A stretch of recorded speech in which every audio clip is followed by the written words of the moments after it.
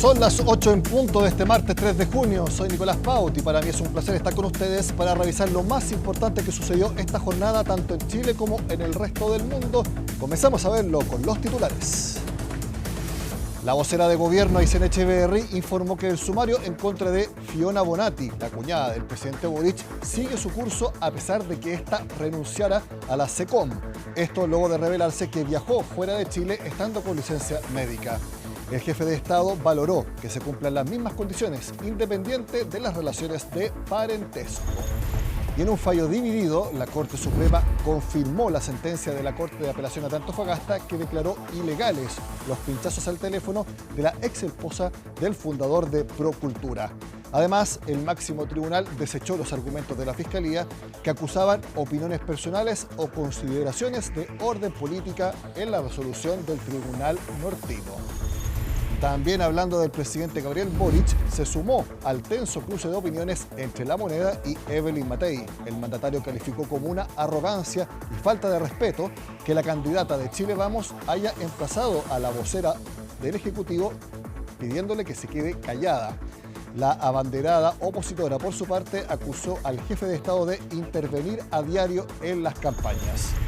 Y en el mundo, apenas salió del gobierno estadounidense, Elon Musk sigue criticando a Donald Trump.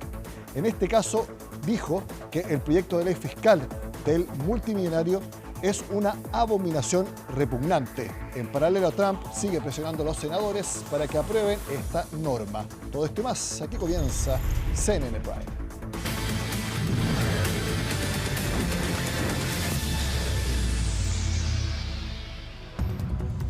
Un escolar terminó herido con un arma blanca luego de protagonizar una riña al interior de un establecimiento educacional. Otro más de estos casos y nos cuenta todos los detalles Felipe Hernández, a quien vemos en pantalla. Felipe, buenas noches.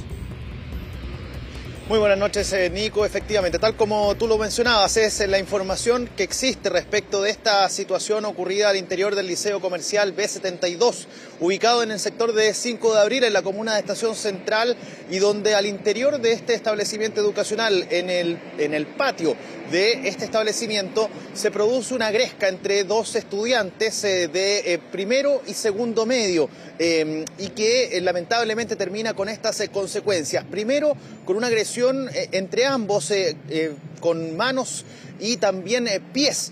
Se comenzaron a golpear, pero fue uno de ellos, de los que estaba participando de esta pelea, que saca de sus vestimentas un arma blanca y termina hiriendo a quien estaba justamente en esta pelea junto con él. Lo hiere en la espalda, pero afortunadamente esta herida no es con complicaciones mayores, es de carácter leve, por lo tanto está fuera de riesgo vital. Lo explicó Carabineros esta mañana, ¿por qué? Esta tarde, debido a que este hecho, que se registra a eso de las 4:20 de la tarde del día de hoy, en la comuna de Estación Central, bueno, dejó a uno de estos 12 niños, adolescentes que participaron de esta pelea, detenido. Está el arma incautada.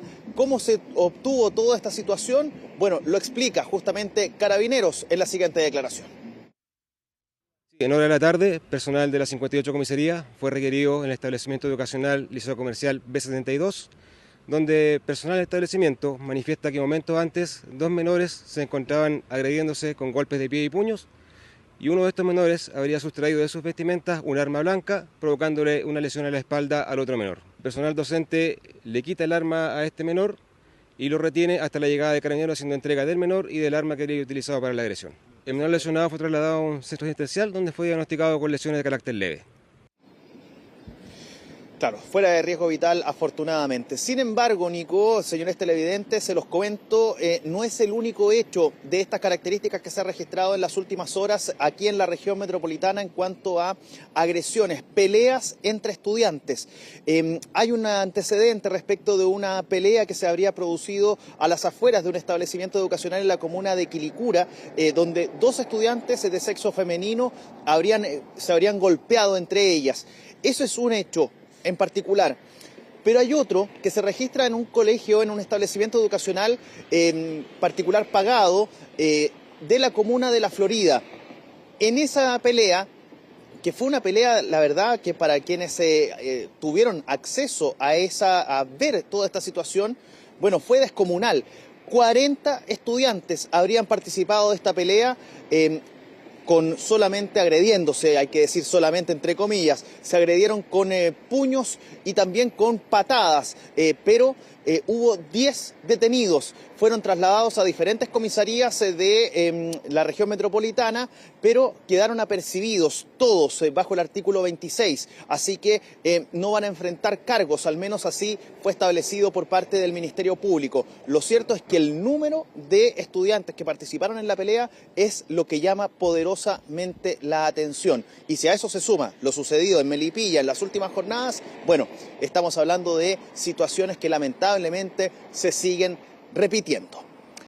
Cambiemos de tema, vamos a hablar de un hecho que la verdad llama poderosamente la atención. De hecho, quiero invitarlos a que revisemos de inmediato un ambiente que le va a poder usted entender en sus casas de lo que sucedió en horas de la madrugada del día de hoy en la comuna de Conchalí.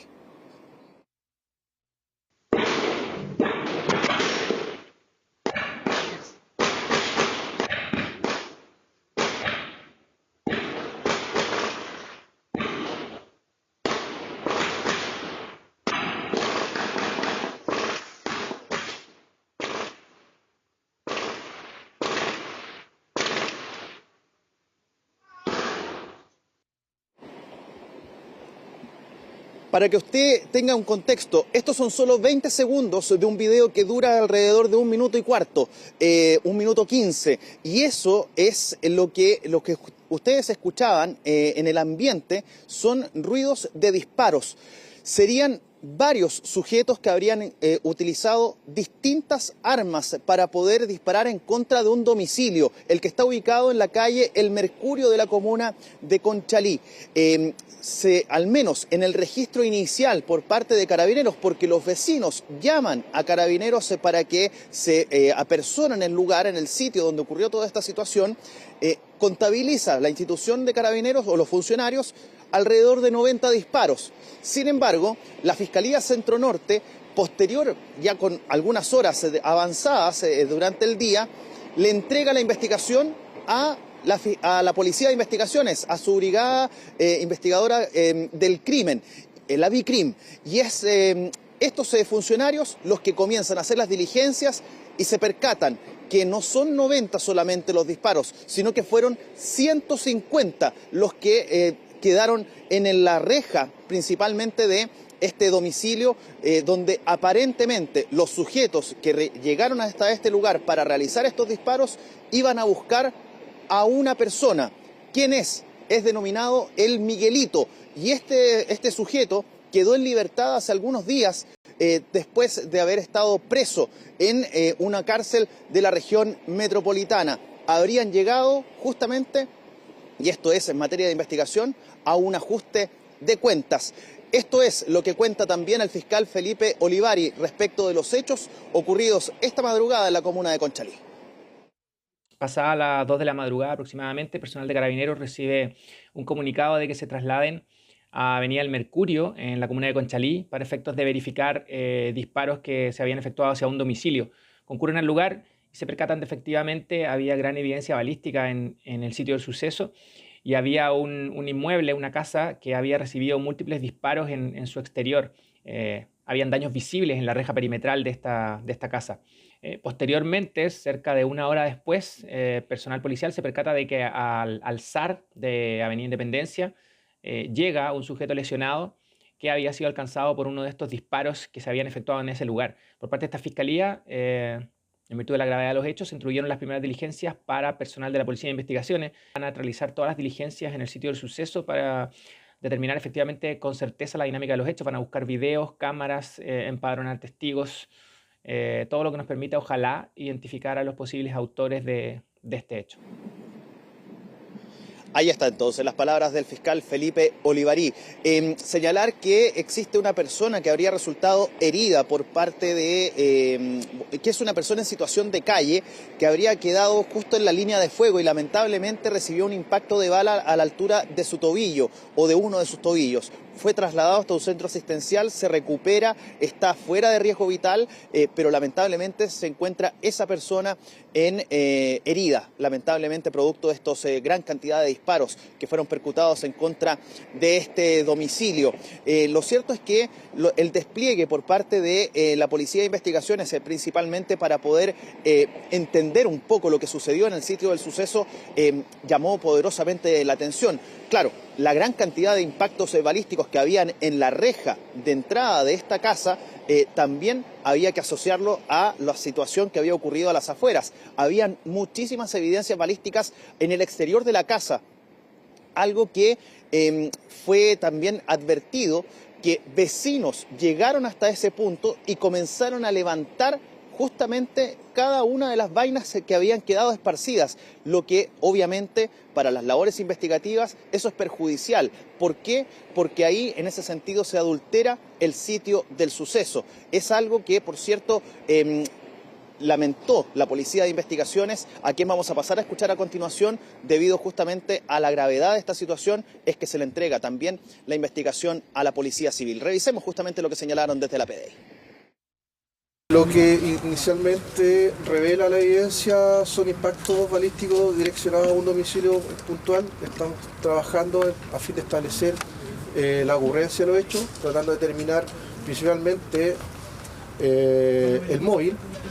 Aún no lo tenemos establecido, hay varias líneas investigativas, pero dentro también de los hechos hay una persona herida con 2 impactos balísticos en el cuerpo, fuera de riesgo vital. Dentro de las diligencias que se realizaron hace unos instantes, pudimos establecer que eventualmente se utilizó una bomba de tipo Molotov, ya que en el techo del inmueble donde se producen los hechos se encontró una botella con un acelerante.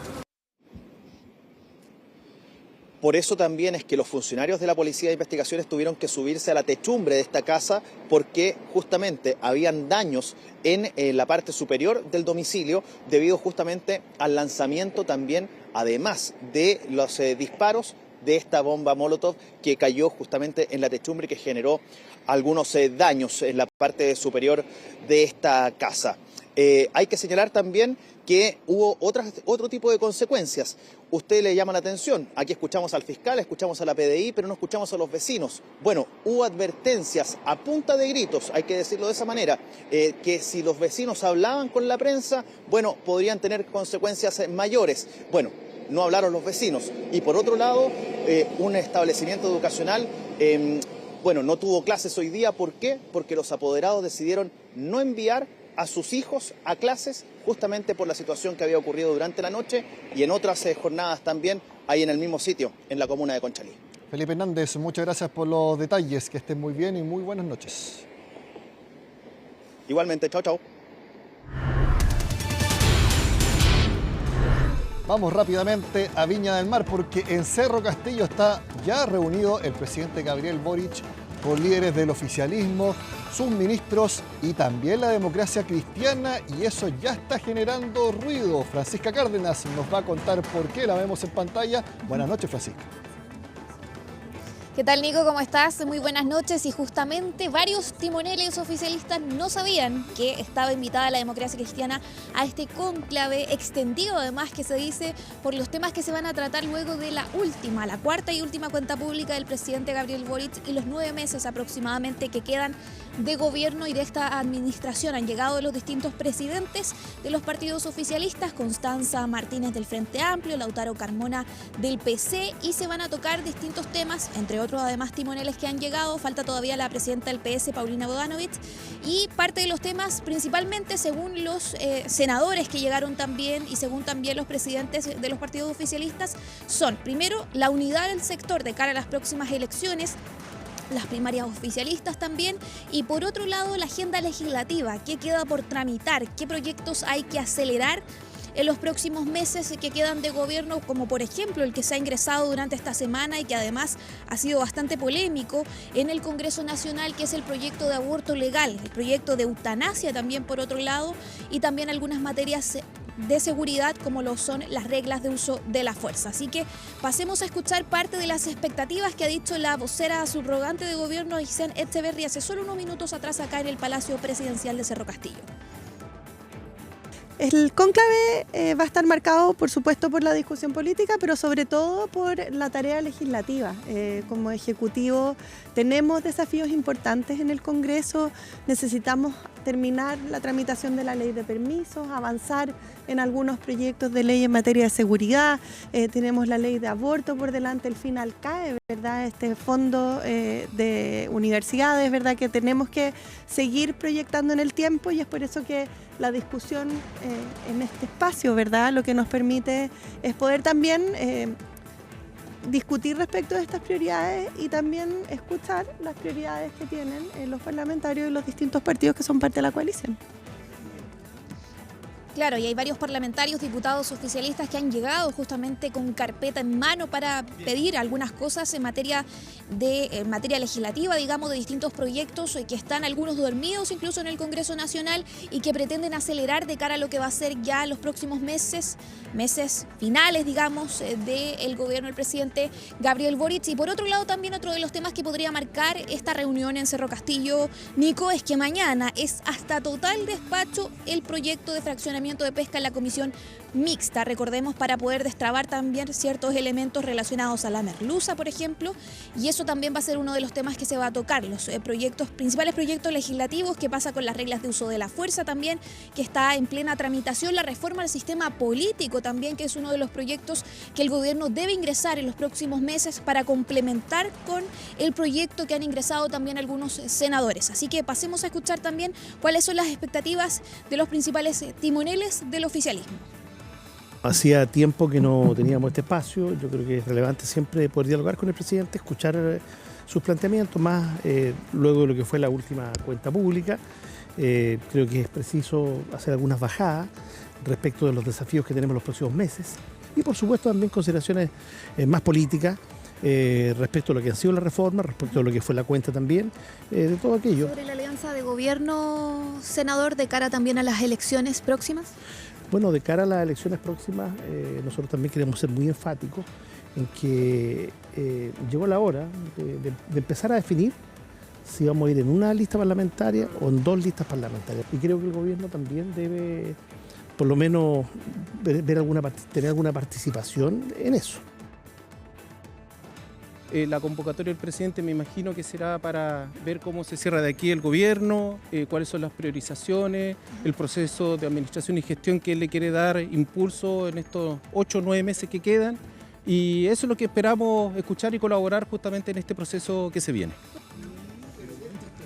Claro, se gobierna hasta el último día, decía también la presidenta del Frente Amplio, Constanza Martínez. Eso lo ha dicho en reiteradas ocasiones, previo también a lo que va a ser y lo que fue, digamos, el inicio de esta reunión acá en el Palacio Presidencial Cerro Castillo. Y por otro lado también el foco en las próximas elecciones, más allá de las prioridades legislativas, que si bien las van a conversar, incluso llegó también la ministra de las Express, Macarena Lobos, para poder hablar sobre todo lo que tiene que ver con materias legislativas. Por otro lado está este foco también en las próximas elecciones, qué va a pasar con las listas y también con la próxima elección, no solamente presidencial, sino que también parlamentaria. Pasemos a escuchar también qué dijo el presidente del Partido Comunista, Lautaro Carmona.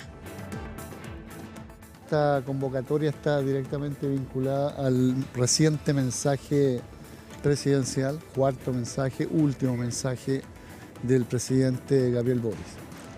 Y evidentemente el tema, me imagino yo, será los contenidos del mensaje, las prioridades que de ahí podrá colegir cada uno de los partidos, cómo coordinar el trabajo de los partidos y de las bancadas y cuáles son las exigencias que los partidos tienen con vista a otro segundo no misterio, que es la batalla político-electoral de noviembre.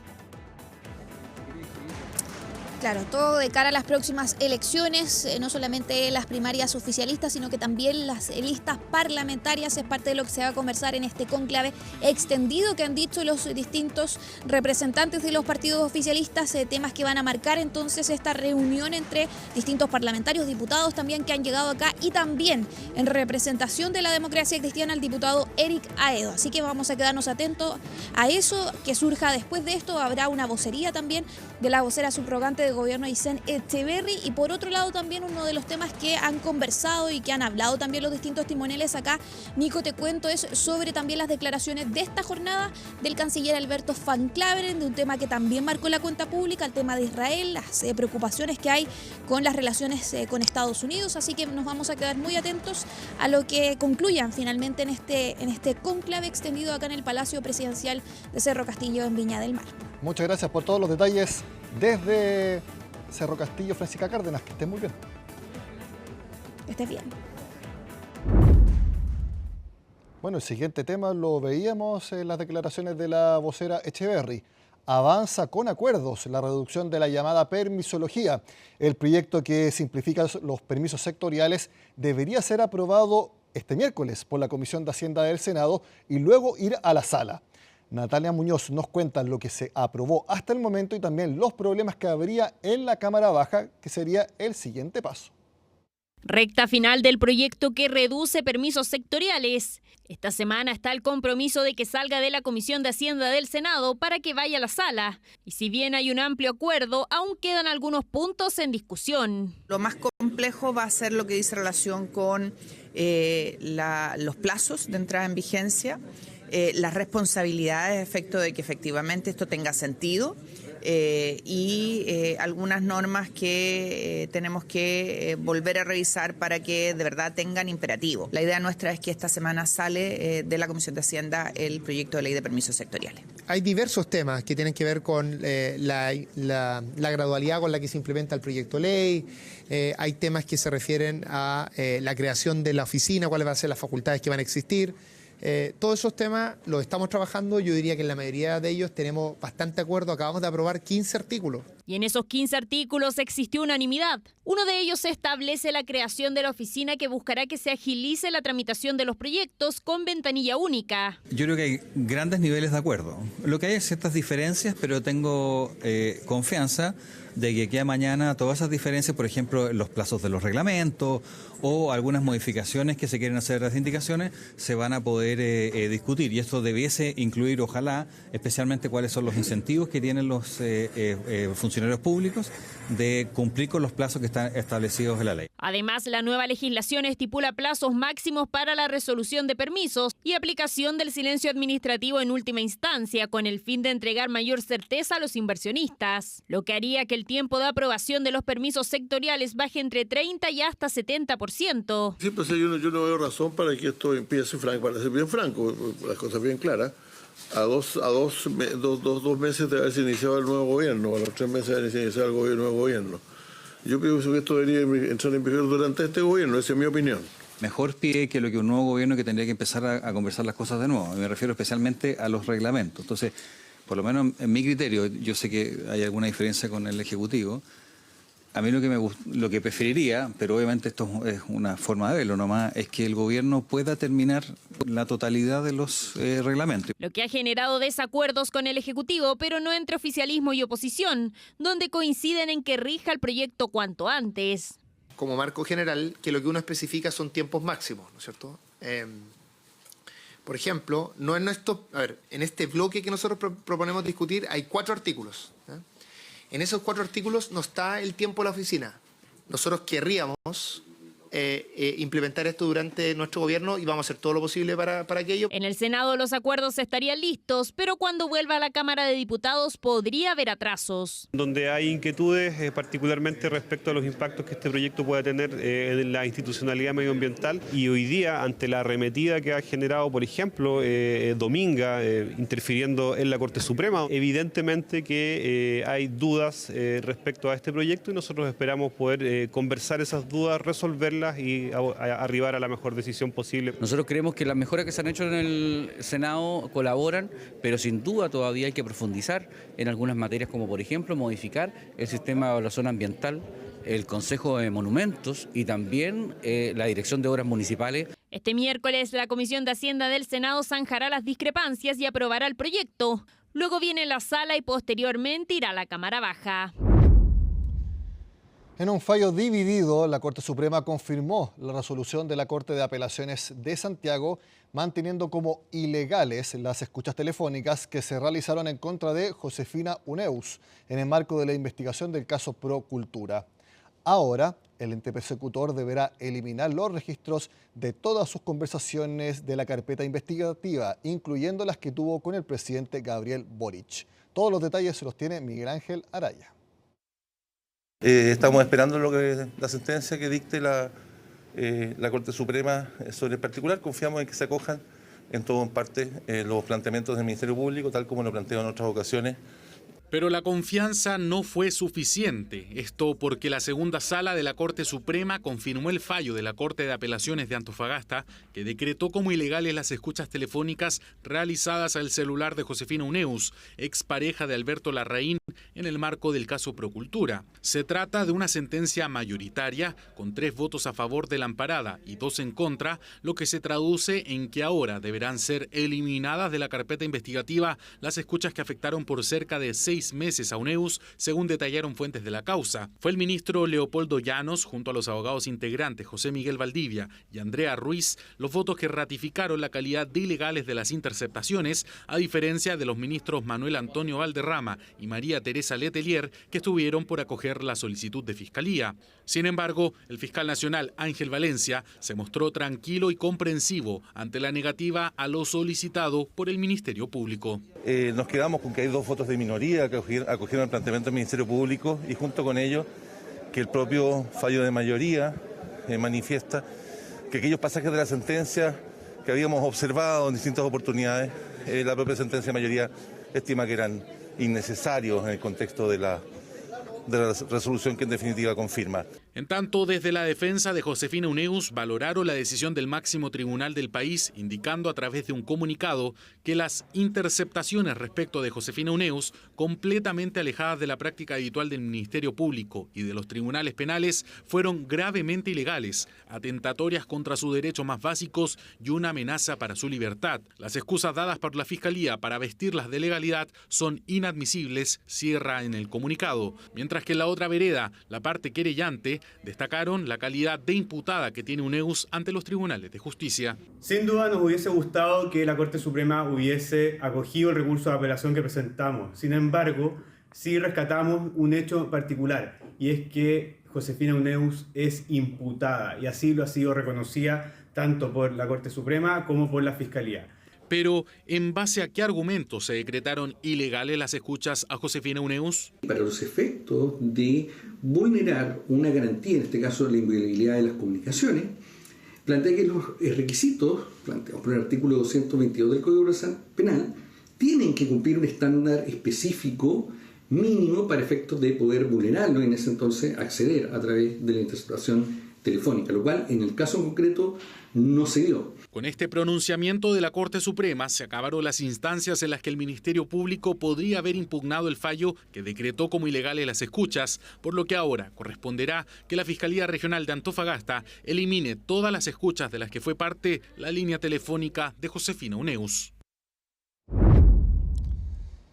Los gremios del comercio nuevamente vuelven a manifestar su molestia por los locales que tendrán que cerrar de manera obligatoria durante las elecciones primarias. No podrán atender a aquellos que están dentro de un centro comercial, galería o strip center. María Luisa Carrión explica por qué. La verdad no tenía conocimiento de esta información que usted me está mencionando. Pero quiera o no, es un hecho. Al menos hasta ahora, el próximo 29 de junio, día en que se realizarán las elecciones primarias, será feriado obligatorio para los establecimientos que operan bajo una misma razón social, es decir, centros comerciales o strip centers a lo largo del país. Las ventas se dan a fin de mes como tal y nosotros tenemos mayor rango de ventas ahí, recuperamos todo lo que es el proceso de arriendo, el proceso de los gastos de los materiales, todo lo que nosotros ofrecemos. Un poco raro, no sé cómo llamarlo en el sentido de lo laboral, la verdad, porque me complica, ¿ya? Y nos complica a nosotros, a todos los emprendedores. Es bien relativo, la economía está relativa. ¿ya? Nosotros acá no podemos hacer un gráfico de cómo nos va a ir en esa fecha, pero generalmente sí, es como que es mayor afluencia. El triple, sobre todo el fin de semana, que es cuando más concurre la gente al mall, los que no trabajan, la gente en familia que viene con los niños. Y más considerando que es fin de mes, donde usualmente las ventas tienden a aumentar. Si lo llevamos a cifras, según la Cámara Nacional de Comercio, las ventas minoristas registraron una caída de 46% durante el domingo 27 de octubre de 2024, día en que hubo elecciones de gobernadores. En tanto, los centros comerciales tuvieron pérdidas de 7.700 millones de pesos el 17 de diciembre de 2023, jornada en que se efectuó el segundo plebiscito constituyente. Nos parece una mala medida, ya que esto afecta gravemente al comercio, a los consumidores y a los trabajadores que pierden una parte importante de sus ingresos. Las comisiones un día domingo pueden representar entre el 15% y el 17% del total semanal. Un día extra de cierre perjudica a los trabajadores, a los consumidores, pero también a las pequeñas y medianas empresas. Es absolutamente compatible el funcionamiento del comercio y de la economía en general con un proceso democrático y participativo. Gremios en pie de guerra por esta medida a la que hay que hacer un hincapié. No se trata de un feriado irrenunciable, sino que de uno obligatorio. ¿Cuál es la diferencia entre un feriado irrenunciable y uno obligatorio? El primero recae en todos los comercios, independiente de si está dentro o fuera de un centro comercial. En tanto, el segundo debe ser acatado solo por aquellos locales que están dentro de un mall. Este feriado obligatorio comienza a lo menos a las 21 horas del día anterior y se extiende hasta las 6 de la mañana del día siguiente. La distinción principal es que el feriado obligatorio emana precisamente de la Ley de Votaciones Populares y Escrutinios, que estableció una modificación en estos casos hace algunos años, y el feriado renunciable es una ley que establece 5 feriados en el año en donde todo el comercio debe cerrar. Así, por ejemplo, una tienda de cadena del retail o supermercado dentro de un mall no podrá abrir sus puertas, pero sí hacerlo en aquel local fuera de estos espacios. Ha llegado el momento de actualizar una normativa que ya no se justifica, ya que contamos con un sistema electoral robusto, con inscripción automática y voto obligatorio. Hoy se genera una discriminación arbitraria entre empresas del mismo rubro.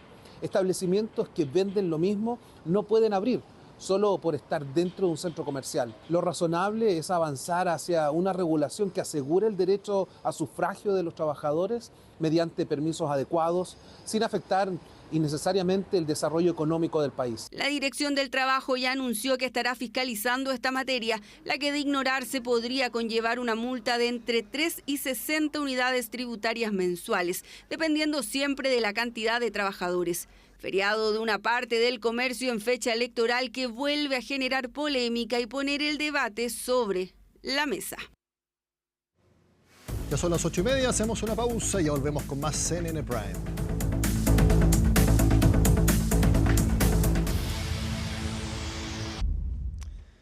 Como sabemos, el domingo 29 de junio es la primaria oficialista. Es voto voluntario y si usted tenía pensado ir a votar y luego ir al mall, no lo va a poder hacer porque no es feriado irrenunciable, pero sí es feriado obligatorio. Hay una diferencia que está causando polémica dentro del gremio del comercio. Conversamos al respecto con el presidente de la Cámara Nacional de Comercio. Ahí lo vemos a José Pacomio, a quien le agradezco por estar en CNN Chile. Muy buenas noches, José. Buenas noches, Nicolás. Muchas gracias por esta invitación a conversar un poquito de lo que estaría afectando al comercio durante estas próximas elecciones que vienen este año. Sí, hagamos algo de pedagogía comercial. ¿Cuál es la diferencia entre feriado irrenunciable y feriado obligatorio como será el del domingo 29 de junio?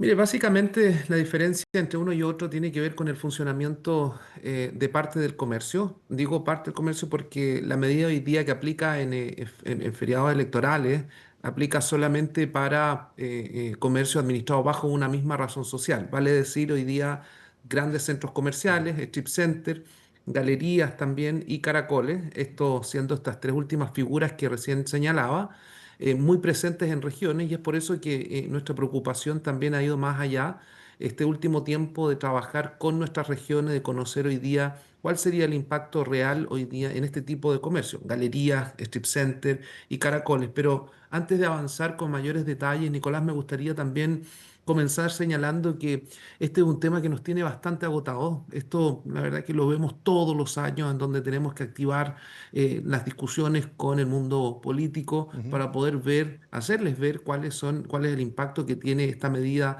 en el comercio de nuestro país. Es por eso que nosotros hemos sido bastante proactivos este año, en donde hemos sesionado junto a nuestra comisión de retail para abordar este tema y, por supuesto que trabajar sobre una agenda que ya hemos impulsado junto al ministro del Trabajo y CERVEL para conocer también las posiciones de estas autoridades en la materia.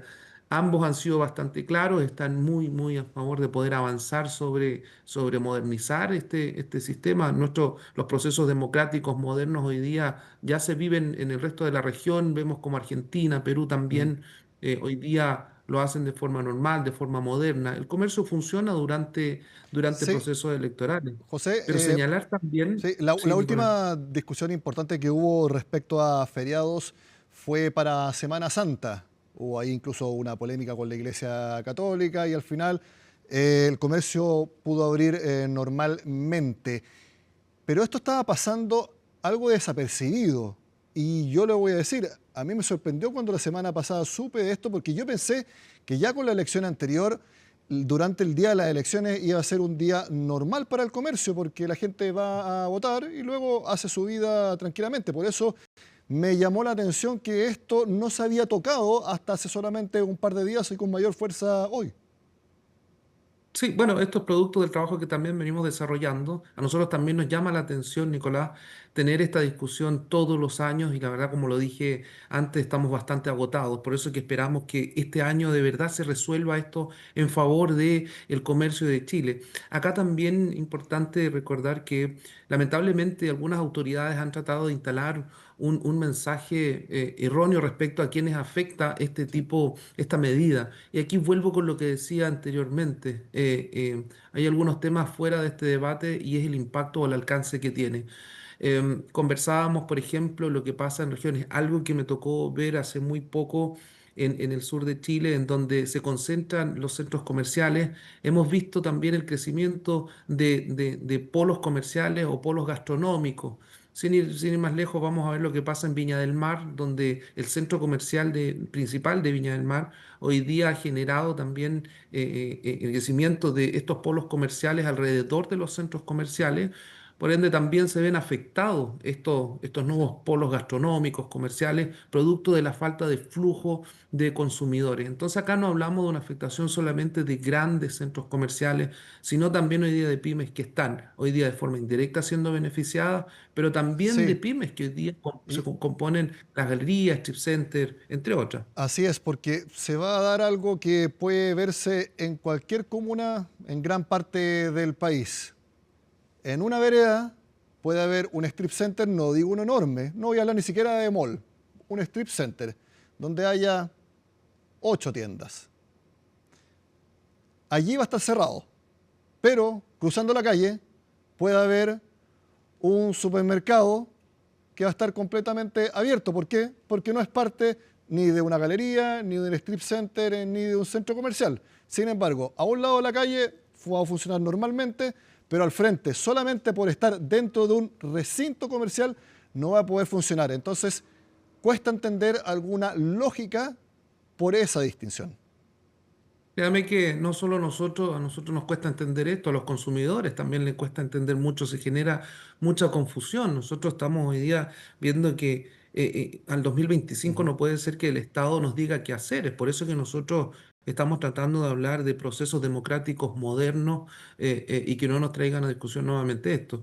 No debemos olvidar también que hoy día al cerrar este tipo de comercios formales, los establecidos, lo que generamos también es espacio para este comercio ambulante, un comercio que, como sabemos y lo hemos dicho reiteradas veces, ha ido en aumento lamentablemente en nuestro país.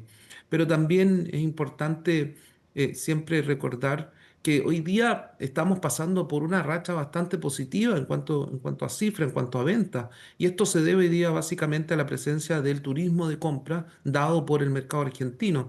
Esta racha, la verdad es que no la tendremos durante el 2026, así nosotros lo estamos proyectando. Es por eso que también es importante hoy día para el comercio poder abrir durante estos procesos electorales que tenemos en Chile, por lo menos también de aquí adelante, o eventuales procesos. Hablamos de la modernización de estos procesos. Hemos también tenido y tenemos hoy día muy buenos argumentos en esta discusión, Nicolás, que fueron las últimas elecciones de gobernadores y alcaldes, en donde, si bien ustedes recuerdan, el año pasado tuvimos un día sábado y domingo llevando adelante este proceso eleccionario, en donde el día sábado pudimos funcionar de forma normal, otorgando los permisos correspondientes a nuestros trabajadores. Y el día sábado, donde el comercio funcionó, votó el 55% del padrón. Entonces, eso de alguna Sí, forma nos da la razón, le Eso, da la razón también al eso consumidor. es muy importante porque daban ese ejemplo. Votó mucha más gente el primer día en que estaba todo abierto que la que votó el segundo día que estaba nuevamente, ya ni siquiera recuerdo qué parte del comercio estaba cerrado, porque feriado renunciable, feriado obligatorio, feriado legal, incluso hasta esas distinciones enredan toda esta discusión. Sin duda, por eso yo insisto, creo que tenemos y existen muy buenos argumentos sobre la mesa para avanzar sobre la apertura del comercio de forma definitiva durante estos procesos electorales. La verdad es que hoy día creo yo que el ciudadano chileno ha logrado entender que puede hoy día compatibilizar una vida cívica con una vida hoy día común y corriente de cualquier ciudadano chileno. Exacto. Yo estoy acá, no estaba despreocupándome de la conversación, sino que estaba viendo, y si me pueden ayudar en la producción, qué fecha es la segunda vuelta presidencial. Creo que la primera vuelta es en noviembre, me falla la memoria ahora, pero ya es un tema que va a surgir. Eso lo vemos cada 4 años para las elecciones presidenciales. Entonces quiero preguntarles si ustedes ya tienen planteado conversar con Ministerio de la Secretaría General de la Presidencia, con el CERVEL, quizás con parlamentarios, porque esta discusión la vamos a tener en algunos meses más nuevamente. Me soplan acá. 14 de diciembre, la segunda vuelta, casi una semana antes que Navidad, es decir, el mejor fin de semana para el comercio de todo el año y que nuevamente, si no se toman las medidas, va a ser polémica, ya lo digo, no en diciembre, sino que en noviembre y obviamente en diciembre, pero es algo que se va a venir. Tal cual, bueno, como lo dije al inicio de esta conversación, nosotros ya hemos activado una agenda, hemos sido bastante proactivos, haciendo ver a las autoridades el impacto y alcance que pueda tener esta medida durante este año. Una fecha importante para el comercio termina siendo Navidad. Y esta segunda vuelta podría ser muy perjudicial si el comercio no puede abrir durante esos días. Y es por eso que hemos activado esta agenda, estas conversaciones necesarias e importantes también. Pero acá sé que existe voluntad, pero ya requerimos acción de poder avanzar de verdad hoy día sobre una solución que nos termina quitando mucho tiempo de la agenda, tiempo que podríamos estar dedicándole quizás a otros temas, Nicolás. Exactamente, de hecho, hay otros países, sin ir más lejos, Estados Unidos. En Estados Unidos se vota los martes y no es feriado, es un día normal. Obviamente hay consideraciones, que en Estados Unidos se puede votar de distintas maneras, se puede incluso votar por carta, pero me refiero a que no me atrevería a decir que es la regla de que los países tengan feriados o no se pueda hacer una vida normal el día de las elecciones, y eso incluso puede llevar a que gente que no está tan cercana a la política se aleje aún más si no puede hacer su vida normal un día de elecciones. Y por Dios que hemos tenido elecciones en los últimos años en Chile. Así es, Nicolás, por eso nosotros hemos llamado a salir de la caja, mirar qué es lo que están haciendo nuestros vecinos en sus procesos electorales, poder modernizar también el nuestro. De verdad, yo creo que es tiempo y no perjudicar con medidas como esta a un sector que termina siendo el que tira la carreta, termina siendo el primer empleador de Chile, y recordar también lo que yo decía anteriormente. Hoy día hay una afectación directa al comercio de regiones importante. Hoy día la presencia de este tipo de comercio como son los centros comerciales, las galerías, strip centers y caracoles que aún viven en el resto de regiones. Sin ir más lejos, Puedo darles el ejemplo, la cifra que tenemos en Temuco. Tenemos más de 24 galerías, en Concepción cerca de 43 galerías también, y cada una de ellas compuestas por pymes. Acá encontramos en este tipo de negocio, en estas galerías, encontramos a la típica paquetería, a la típica tienda de lana, y cada uno de estos negocios están hoy día formadas o creadas por pymes. Entonces, acá el llamado nuevamente al mundo político es que a que tomen en consideración hoy día esta realidad de lo que está pasando en Chile y también un poco lo que decíamos, modernizar nuestro sistema de elecciones. José Pacomio, presidente de la Cámara Nacional de Comercio, muchas gracias por estar en CNN Prime con nosotros este martes. Que esté muy bien. Siempre un gusto, Nicolás. Buenas noches. Cambiamos de tema en CNN Prime. La periodista y cuñada del presidente Boric, Fiona Bonatti, renunció a su cargo en la Secretaría de Comunicaciones del Gobierno luego que se abriera un sumario por el mal uso de licencias médicas. La indagatoria se enmarca en 2 viajes que realizó durante 2023 y que fueron incluidos en el informe de Contraloría que puso en la mira, recordemos, a 25.000 funcionarios públicos. Todos los detalles los tiene Macarena Román.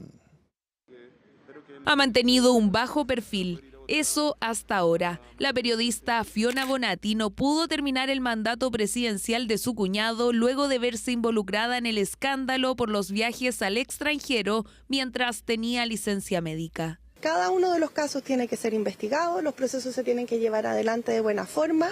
Los funcionarios que cometieron infracciones o abusaron de las licencias tienen que tener las mayores sanciones que dispone el Estatuto Administrativo. La profesional casada con Simón Boric es parte de los 25.000 funcionarios públicos que presuntamente utilizaron el reposo médico para viajar fuera de Chile. Por eso se abrió un sumario en su contra y renunció al cargo que mantenía desde 2020 en la Secretaría de Comunicaciones del Gobierno. Independiente de la relación de parentesco que pueda existir con cualquiera, incluso conmigo, se cumplan las mismas condiciones.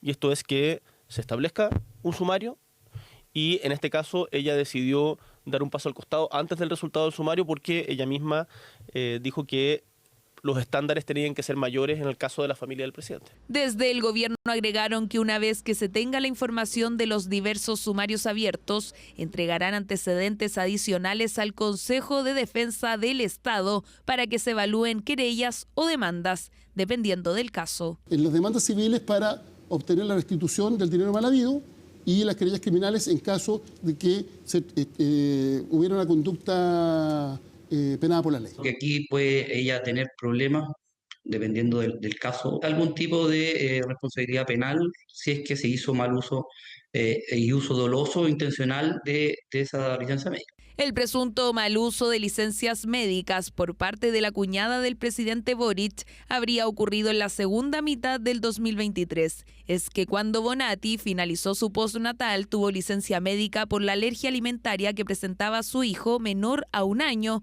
Sería en ese contexto que viajó fuera de Chile. No puede alegar ignorancia respecto a que el reposo en Chile se cumple en el territorio nacional y no afuera. Nadie puede alegar desconocer eso. Por algo el médico cuando llena una licencia le pregunta al enfermo o enferma dónde va a cumplir el reposo. La ley se presupone que es conocida por todos. Y dentro de los papeles que uno firma cuando tiene una licencia y dentro de los contratos que uno firma dentro del trabajo, uno lo que firma es que está sujeto a las disposiciones del Código del Trabajo y las disposiciones de las licencias están definidas por ley. Otra de las críticas que hace la oposición al presidente es no haber comunicado la renuncia de su cuñada pese a materializarse antes de la última cuenta pública de su administración. Una vez más, nos mintieron en la cara. Lo más grave, esta situación el presidente de la República la conocía previo a la cuenta pública de este día, domingo 1 de junio. Y como es costumbre del presidente de la República, decidió callar y ocultar. Lo que el gobierno informa y lo que se ha informado son aquellas personas que cumplían un rol de autoridad y que es por lo tanto importante para la ciudadanía en su conjunto entender que una persona que estaba en una posición de autoridad sale de su cargo. Aquí se trata de una periodista que llegó al sistema público en 2013 en el área de educación y que llevaba 5 años en la SECOM. La misma que al ser consultada por información de sus viajes solo se limitó a decir que hay un sumario abierto y que por lo tanto no puede entregar más detalles del caso. Tras anunciar cambios en el penal de Punta Peuco durante la cuenta pública, el presidente Boric se involucró en la polémica desatada entre su vocera y la candidata presidencial Evelyn Matei, quien mandó a callar a la portavoz del Ejecutivo. El mandatario calificó los dichos de Matei como una falta de respeto, a lo que ella respondió en sus redes sociales. Todo lo explica Colomba Eijols. Estamos poniendo fin a Punta Peuco como se le ha conocido. No cuesta nada revertirlo. Tenemos a la candidata Matei poniéndose en el lugar equivocado en materia de derechos humanos. Le pediría a la vocera que se quede callada alguna vez. Cuando le tocan el pinochetismo como que se desequilibra. Y así, poco a poco, fue aumentando el tono de las declaraciones entre el gobierno y la candidata presidencial Evelyn Matei, originadas tras la pasada cuenta pública del presidente Gabriel Boric.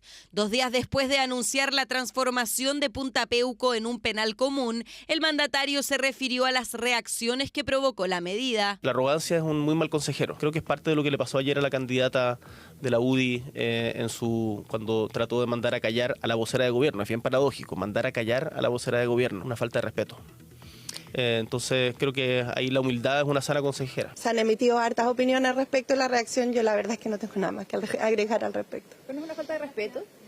Lo han dicho todas las autoridades, yo nada más que agregar. Nada más que agregar, decía la vocera del Ejecutivo, justo a lo que apuntaba Evelyn Matei en su emplazamiento a Echeverri. Sin embargo, hoy la abanderada fue más allá y acusó un supuesto intervencionismo electoral. Al presidente Boric se le olvida que mandó a callar a su asesora cuando ella hacía su trabajo. A diferencia de su evidente falta de respeto, yo me estoy haciendo respetar. La vocera de gobierno y el presidente intervienen a diario en campaña. Y mientras ello pasa, el crimen crece, el narcotráfico aumenta, la gente muere en listas de espera y las familias no llegan a fin de mes. Dedíquense a gobernar, que es lo que Chile les mandata. Los ataques constantes desde los ministros y el propio presidente de la República demuestran la desesperación de este gobierno. Saben que somos la única candidatura de oposición que los va a derrotar en noviembre y en diciembre. El llamado a que el presidente y los ministros hagan su trabajo, que es gobernar este país. Llamado que la UDI ya ha hecho en el pasado. No hace mucho oficiaron a la Contraloría denunciando una operación orquestada y ataque concertado por parte de 6 ministros en contra de su candidata presidencial. Presunto intervencionismo electoral que desde el oficialismo descartaron y a su vez respaldaron los dichos de la ministra de la Mujer. Por cierto que la ministra Orellana tiene toda la razón, porque evidentemente basta que le toquen temas de esa naturaleza y ella pierde el control.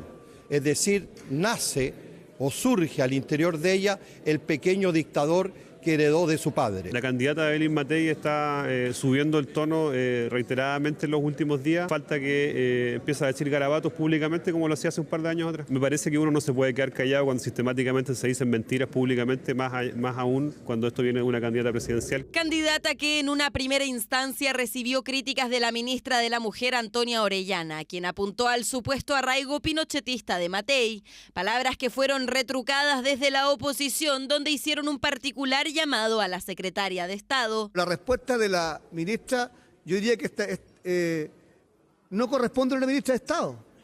Es la misma ministra que dijo, guachita, no te metas en peleas de grandes. ¿Recuerdan ustedes cuando a una periodista le preguntaba? Ella le dice a las personas, guachita, entonces en este caso uno le diría, si fuera más cercano a ella, guachita, esta pelea de perros grandes, no, de la ministra de la Mujer con la candidata presidencial de Chile Vamos. En un tema que no tiene nada que ver con el Ministerio de la Mujer. Señalé algo allá ayer y lo voy a sostener. Pueden tener una opinión contraria desde el otro lado, por supuesto. Eso no significa que sea un quiebre de la norma de prescindencia. El diputado Donoso dijo que la trató de guachita usted y dijo que guachita metas en peleas de perros grandes. ¿Cómo se toma esa declaración? Le salió buena. Desde el comando de la abanderada de Chile Vamos también acusaron la presunta vinculación del gobierno con usuarios de redes sociales para concertar ataques contra su candidata, una denuncia que el gobierno descartó tajantemente. Valentín Trujillo está preparando un concierto para agradecer el Premio Nacional de Música que le fue entregado en 2024. El famoso tío Valentín se presentará el 15 de junio al Teatro Nescafé de las Artes, acompañado de sus nietos, además de Amaya Forch, Consuelo Schuster y también Omar Labadí. Sandro Olavarría nos cuenta los detalles. A un mes de haber cumplido sus 92 años... Yo soy un taurino del 2 de mayo de 1933 ya. Valentín Trujillo está feliz, porque esta vez lo celebró con el Premio Nacional de Artes Musicales en sus manos. Estoy contento, naturalmente, y agradecido. Agradecido que me haya tocado en este gobierno, debo decir, mi gobierno. Y es que el premio le fue esquivo. De hecho, el año pasado se había resistido a volver a postular. No me convence a presentar todos los papelitos de nuevo. Es fuerte el rechazo. Es fuerte el rechazo. Pero me quedo con el cariño de la gente. Pero tras una fuerte campaña de la SCD, finalmente en septiembre de 2024 se anunció que se convertía en el merecedor del reconocimiento. Yo sigo agradecido de toda la gente, pero fueron muchas personas, muchas entidades, muchos socios, muchos que tenían algo relacionado con la música o con el humor inclusive. Me estimulaban siempre. El premio llegó afortunadamente, pero sí estoy yo convencido de que puede ser bastante más amplio. Los músicos populares apenas hemos sido premiados 3 veces. Y para agradecer todos esos apoyos, el tío Valentín realizará un concierto el próximo 15 de junio en el Teatro Nescafé de las Artes, titulado Gracias, donde estará acompañado por el Grupo Herencia, conformado por 4 de sus nietos, Amaya Forch, Consuelo Schuster y Omar Lavadie. Creo que el agradecimiento es en esta ocasión me llena de emoción, porque soy un hombre bastante mayor. Soy bastante agradecido a la vida, me siento bastante bien, pero todo da para decir que la cuerda del violín está por cortarse. No estoy amargado ni cosa parecida, sino que agradecido que por fin pueda yo expresar mi agradecimiento público a todas las personas que me aplaudieron por tantos años, por tanto tiempo. Un artista transversal, pero que siempre ha sido transparente con sus posturas políticas. Comunista desde los 15 años, por lo que para estas elecciones ya tiene candidata. ¿Cómo no? Janet Jara. Aunque afirma que en octubre va a apoyar a quien resulte ganador de la primaria oficialista. Una mujer de su origen, confesado por ella misma, de un hogar en cuyo piso era tierra, llegar a ser ministra de Estado y en este momento candidata a la presidencia de su país, estamos hablando de una mujer muy valiosa. Se merece un aplauso que yo se lo doy ahora y mi cariño y mi voto también. Las entradas para el show Gracias de Valentín Trujillo continúan a la venta a través del sistema Ticketmaster.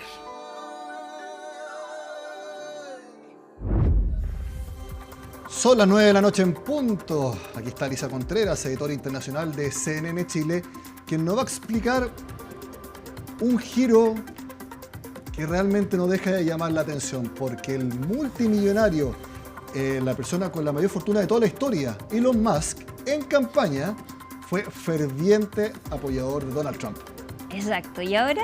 Y ahora es ferviente crítico, pero a mí me costó realmente creer que él en verdad era el que había dicho lo que tú nos vas a contar ahora, Alisa Contreras. Buenas noches. Buenas noches, Nico. Sí, estas son las últimas imágenes que tenemos de Elon Musk y Donald Trump. Fue la despedida de Elon Musk de la Casa Blanca porque se terminaba entonces su trabajo en la administración, se terminaba el plazo.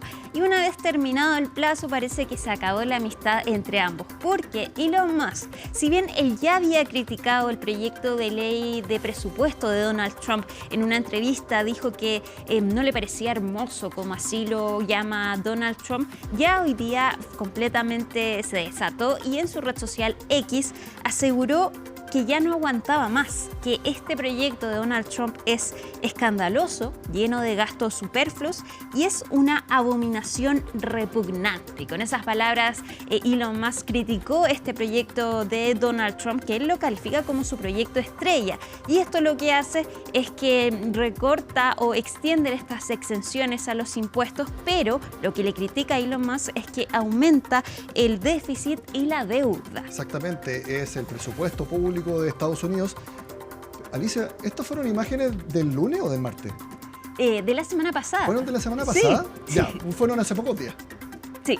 Y hoy pero aquí se ve como una persona que le está agradeciendo, gracias por la oportunidad, fue fantástico estar acá, pero está ahí al lado de la mesa de la oficina oval y 5 días después destroza el proyecto más importante de cualquier administración en cualquier país, que es el presupuesto público. Tal cual, y de hecho está en proyecto porque ya fue aprobado por la Cámara de Representantes, pero aún tiene que pasar por el Senado, donde se está viendo difícil que se apruebe porque incluso los republicanos están teniendo problemas para explicarle a los votantes por qué este es un buen proyecto, porque además esta iniciativa hace recortes importantes en las ayudas a becas, por ejemplo, ayudas sanitarias, ayudas de alimentación, que es lo que cuestiona la ciudadanía. Eso no es lo que cuestiona Elon Musk, pero de todas maneras dice entonces que son gastos superfluos. Y ojo, abominación repugnante, son esas las palabras que utiliza Elon Musk. Trataba, si no me equivoco, de tontos a quienes votaron por Donald Trump. Sinvergüenzas. Casi como la frase muy típica que se dice, disfruten lo votado, prácticamente estaba diciendo eso. Y él fue uno de los principales o el principal apoyo que tuvo Donald Trump en toda la campaña. Entonces es realmente muy, no sé cómo calificar estas idas y venidas en la administración Donald Trump, y este es el último ejemplo. Ahora, esperó hasta salir entonces de la administración, de a poco ya lo había adelantado estas críticas, pero ya hoy entonces finalmente lo dice y lo hace previa a la conferencia de prensa en la Casa Blanca, donde tienen que responder por estas críticas a Elon Musk, pero se veía venir, hay que decirlo. Vamos a seguir en Estados Unidos porque también mañana es un día importante. Ya había anunciado Donald Trump el aumento de los aranceles al acero y el aluminio. De un 25 a un 50% aumenta las tarifas a las importaciones de estos materiales y desde mañana entonces comienzan a regir. Hoy firmó entonces esta orden ejecutiva. Él dice entonces que aumenta estos aranceles para proteger la industria nacional de acero y aluminio, y según él que los mismos ejecutivos de estas plantas le pidieron aumentar estos aranceles. Él dijo que les había propuesto un 40%, pero que ellos supuestamente le habían pedido que lo aumente a un 50%. Ya algunos alertan que, por ejemplo, la comida enlatada podría aumentar su precio debido a estos aranceles. Y uno de los países más afectados es Canadá, que es el principal exportador, pero también Brasil es el segundo y va a afectar enormemente entonces a este país. Se le preguntó al gobierno de Brasil qué pensaba respecto de estas tarifas. Dicen que lo están analizando, pero cuestionaron duramente al gobierno de Donald Trump, y de hecho Brasil ya está entablando más conversaciones, por ejemplo, con China, y también le ha mostrado su apoyo a Canadá. Escuchemos lo que dijo Luis Ignacio Lula da Silva. Eu acho que os Estados Unidos precisam apenas compreender. Creo que Estados Unidos debe comprender que el respeto a la integridad de las instituciones de los países es fundamental. No creemos que un país pueda inmiscuirse en la vida de las personas, intentando castigar a otra nación. Eso no es apropiado. Nico, y vamos ahora a la guerra entre Rusia y Ucrania y queremos mostrarles estas imágenes del puente que une a Rusia con Crimea. Ucrania lo atacó y dejó daños importantes en este puente, ahí lo vemos, que une esta península de Crimea, que era ucraniana, pero fue anexada ilegalmente en 2014 por Rusia. Ucrania está haciendo una seguidilla de ataques importantes en contra de Rusia. Ayer les contábamos que atacó una base aérea rusa bien al interior de Rusia utilizando solo drones, una operación telaraña que para muchos fue hasta cinematográfica, porque ingresaron drones a través de camiones a Rusia y ahí hicieron explotar estos drones, burlando completamente la inteligencia rusa y dejando daños por más de 7.000 millones de dólares. Hoy atacan este puente, es la tercera vez que ataca Ucrania este puente, pero que tiene un valor importante para Rusia, porque por una parte por ahí corren ayudas importantes para las tropas rusas, pero también este puente representa la anexión de Crimea por parte de Rusia. Muchos dicen que esta guerra entre Rusia y Ucrania tiene más bien 11 años, porque dicen que partió cuando anexó Rusia esta península ucraniana. lo ataca entonces y deja pérdidas también por 3.000 millones de dólares, porque este puente fue inaugurado en 2018 y está mostrando también la fortaleza que está teniendo Ucrania al atacar a Rusia, que tiene una maquinaria bastante poderosa, pero con ataques costosos o económicos logra hacer daños importantes en Rusia mientras se está negociando, pero que aún no logran ningún acuerdo por un alto al fuego. Vamos a cambiar de tema, Nico, y vamos ahora a Portugal con la imagen de Madeleine McCann, esta niña que desapareció a los 3 años, hoy tendría 22 años y hasta ahora no se sabe qué pasó con ella, pero las autoridades de Portugal reanudaron la búsqueda a raíz de una orden alemana, porque hay un sospechoso, un ciudadano alemán, que podría ser acusado por el secuestro y asesinato de esta niña británica. ¿Qué fue lo que pasó y en qué van estas investigaciones? Laura Soto nos cuenta.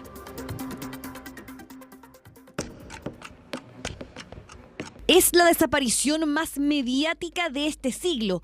Todos conocen su rostro, pero nadie sabe dónde está, excepto él o los responsables de este enigmático caso.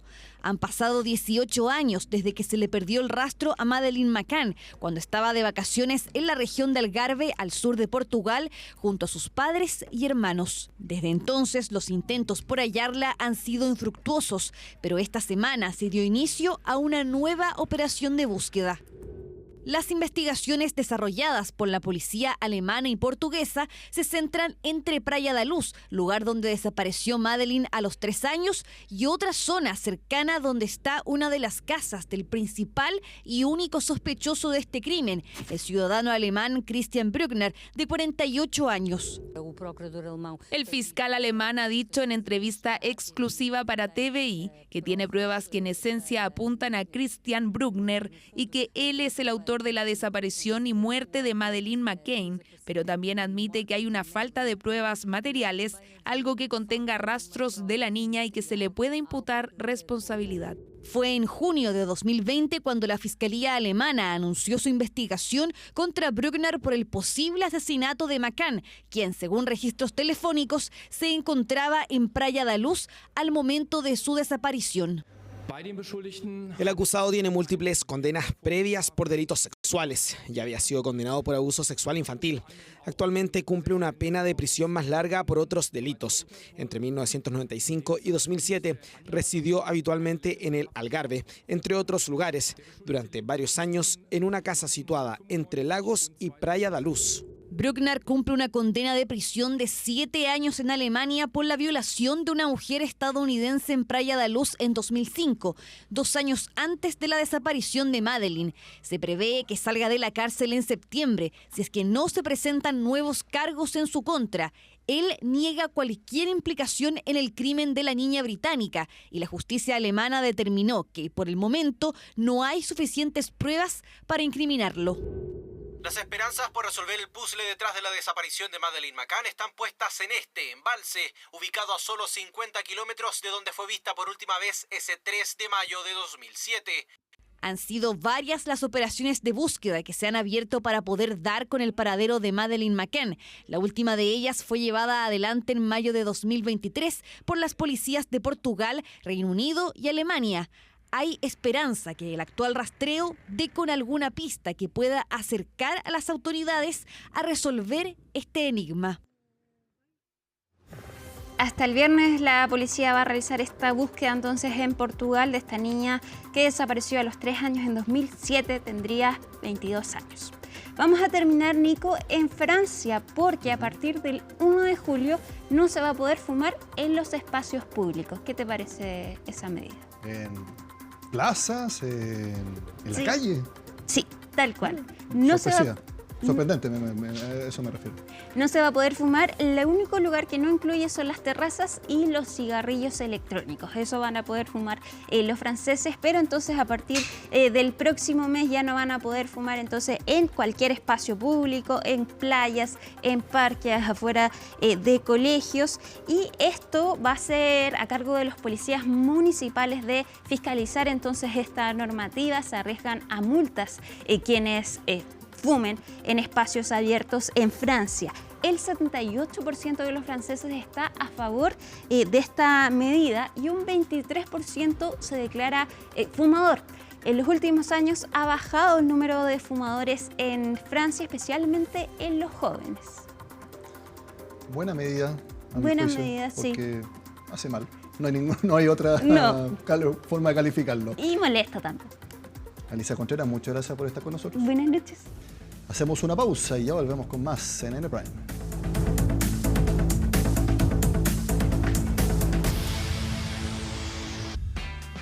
Para celebrar sus 15 años, el Centro Cultural Gabriela Mistral reestrenó Amores de Cantina, su primera producción original escrita por el destacado dramaturgo Juan Radrigán. El montaje cuenta con su elenco original integrado por María Izquierdo, Luis Dubó, Claudia Cabezas e Iván Álvarez, entre otros. Sandro Olavarría nos tiene todos los detalles. Javier Ibacache tuvo la visión porque nos vio en una muestra de dramaturgia. Y él vio y dijo, esto va a inaugurar el GAM. Es la primera obra que se hizo acá. Fue como un amor así a primera vista con el texto, desde como el título, Amores de Cantina, una tragedia musical popular de Juan Radrigán. Es muy enriquecedor, muy gratificante, que a la gente le siga gustando, que sigamos llenando el teatro. En 2011, el Centro Cultural Gabriela Mistral estrenó su primera producción original, Amores de Cantina, escrita por Juan Radrigán y que en el contexto del aniversario número 15 del espacio está de vuelta con todo su elenco original. No sé qué alineación de astros ocurrió para que pudiésemos estar aquí y estamos felices porque es como volver a la familia del teatro, como volver un poquito como a las fuentes, como donde partió un poco todo. Las obras en general no envejecen, maduran. Casi siempre es así, incluso con sus elencos originales. Pero al mismo tiempo estamos todos más sólidos actoralmente, más receptivos del otro, más flexibles. Creo que hemos crecido para bien. El montaje, tal como dice su nombre, ocurre al interior de una cantina, donde al ritmo de los boleros, tangos, rancheras y la cueca... Tratamos de hacer un espectáculo que uno no sabe si es un concierto o es una obra de teatro y nos da lo mismo, no queremos definirla. 8 personajes se abren a expresar sus más grandes dolores, traiciones, amores y decepciones. Es un personaje muy lindo porque Carmen viene del mundo de la muerte. Ella ha estado muerta. En su presencia en el escenario a lo largo de la obra, defiende el deseo de vivir, aunque sea con lágrimas, incluso defiende las lágrimas y los besos y el amor, el dolor, defiende la experiencia humana. Está muy incómoda con la voluntad de morir que tienen todos estos personajes, porque ellos también se expresan su desamor por la vida, como que no tienen nada que perder, creen en ello. Ese amor ligero, ¿cierto? Como de jóvenes, creo que es lo que representan a mi personaje, de alguna manera, ¿cierto? El enamoramiento. Llega a este lugar y se enamora inmediatamente de una chica que se lo inventa él también, no sé si es correspondido. Una historia profundamente chilena, pero que a lo largo de estos 15 años ha tenido diferentes interpretaciones a raíz del contexto político-social. La obra habla de Chile y hay cosas que no han cambiado y que de alguna manera duelen más todavía. Hay situaciones que están ocurriendo hoy, como por ejemplo la desaparición de Julia Chuñil, que sangra en esta obra, sangra de verdad. Siento que la problemática de la mujer se ha iluminado más que nunca, que tiene que ver con una mirada de Juan sobre el empoderamiento femenino. Amores de Cantina continuará presentándose en el Centro Cultural Gabriela Mistral hasta este 8 de junio.